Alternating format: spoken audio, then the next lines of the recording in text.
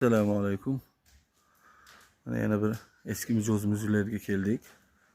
Bularni o'tgan yili qilib berdik. G306 dan mokriy alyumindan balkon profillar bilan. Endi bu yog'ini zakaz berdilar.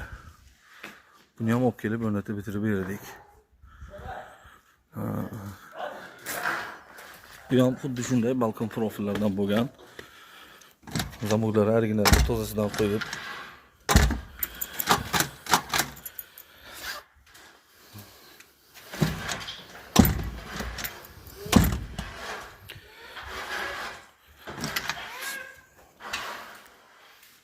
ichiga podagoniyalarni qo'yib, bu yo'nga yana bitta eshik qo'yib berdik. Kimda shunaqa xizmatlar bo'lsa, biz bilan bog'laninglar. Barchangizni kutib qolamiz. Petlari 4 tadan.